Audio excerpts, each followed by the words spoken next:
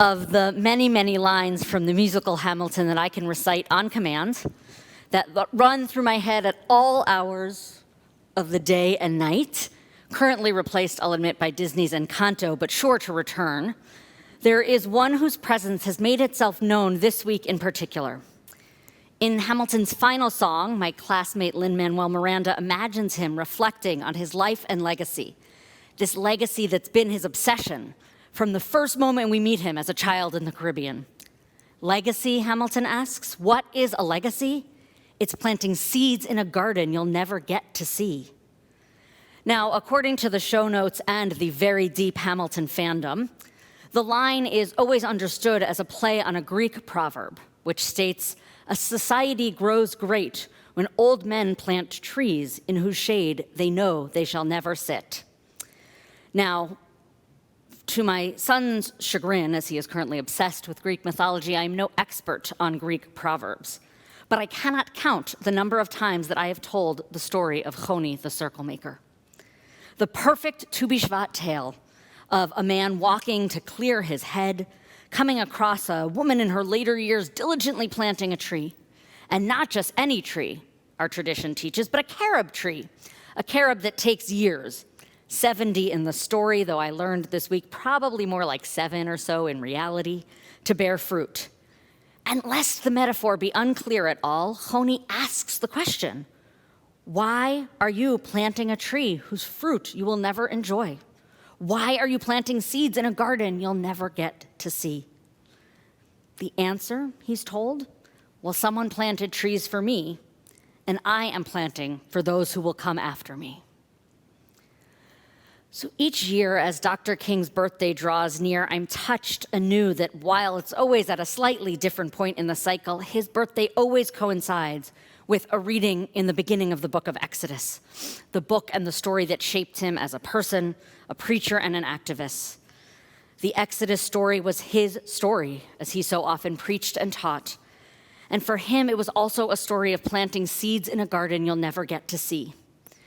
Whether it was just a realistic sense of what the passage of time meant or the enormity of his life's work, or whether it was some sort of prescience about the danger of his short life, Dr. King famously preached about the end of the Torah, in some ways a conclusion of this Exodus narrative he held so dear.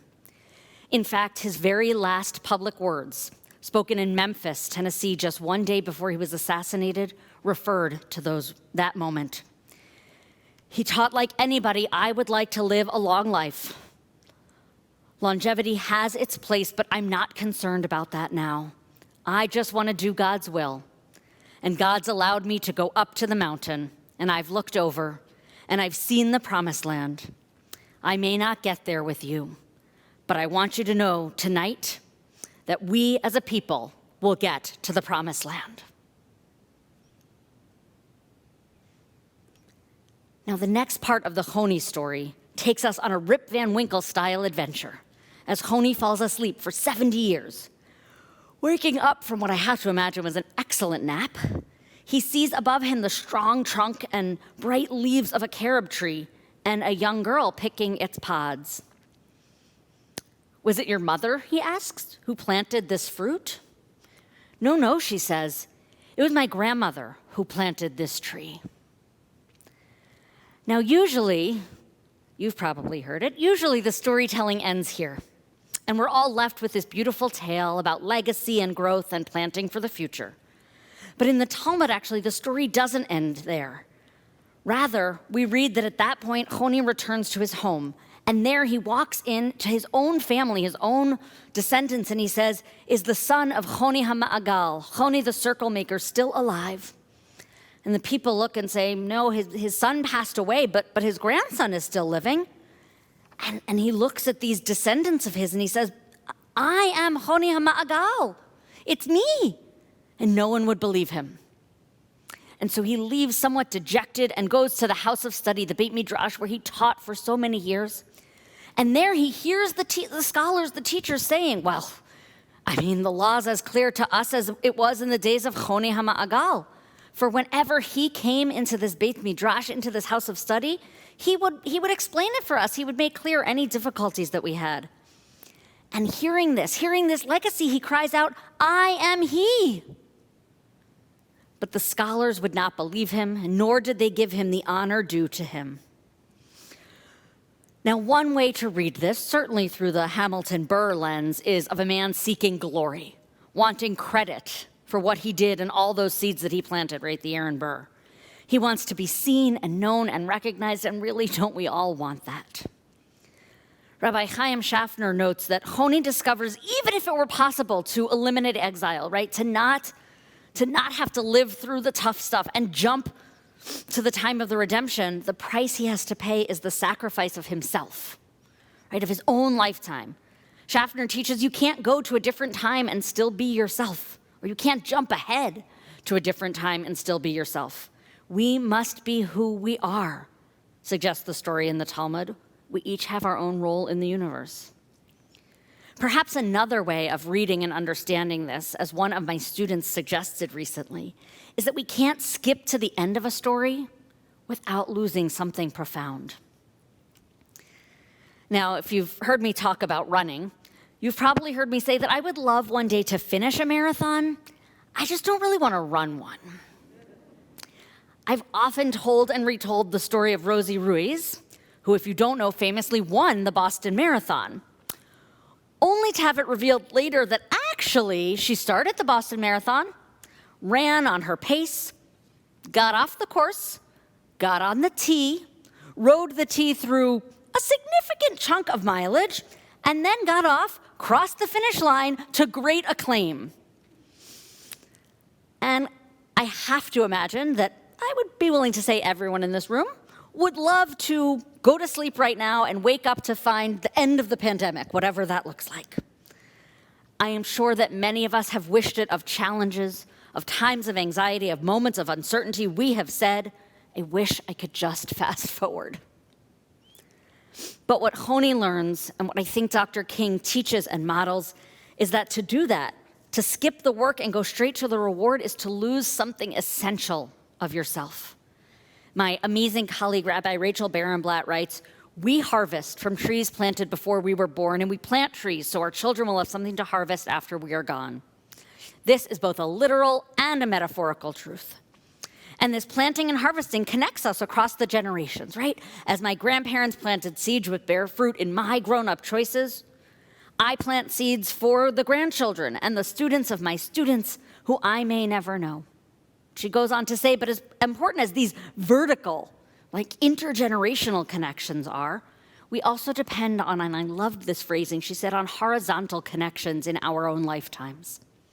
Our beloved friends, our learning partners, whether we mean that in Honi's case of Chevruta, the study partnership, or just life terms, the people who are going through it with us.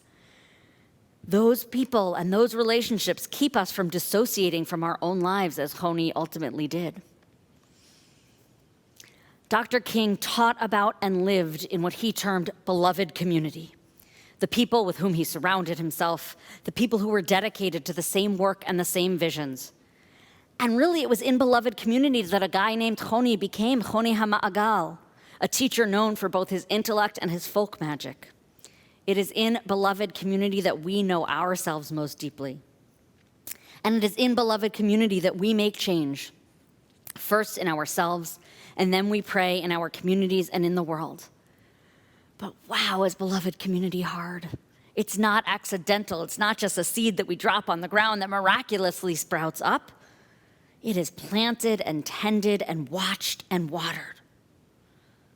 Honi doesn't see any of that. And so what he loses in those 70 years of sleep, delightful as that sounds, I have to say, is a sense of connectedness. Yes, that tree he saw as a tiny seed or sapling, yeah, it's grown, but it's not his in any way. Just like his house is no longer his and his place of learning no longer his. They no longer belong to him, and therefore he no longer has a place. Because he disappeared, because he tried to skip ahead, because he didn't do the work. We meet him again bereft. He's lost his beloved community, and so he's lost himself. It's interesting, right? Dr. King was killed, but his beloved community certainly wasn't. Because he had sown the seeds, because he lovingly cared for and challenged them, and he fed and nurtured and pushed them, they grew and grew and grew. And while we have not gotten to the promised land, like maybe he promised, we have not forgotten that we're still on the way. So Miranda's Alexander Hamilton ends his thoughts on legacy with gratitude. He writes, I wrote some notes at the beginning of a song someone will sing for me. America, you great unfinished symphony you sent for me. You let me make a difference. So right before this Tu B'Shvat, maybe we'll harvest trees that are planted for us and plant for those yet to come. On this Shabbat Shirah, we'll continue our songs, the songs that someone sang for us and that we sing. And tonight, just on Shabbat, may each of us alone as people, but really together in community, may we continue to make a difference. Shabbat Shalom.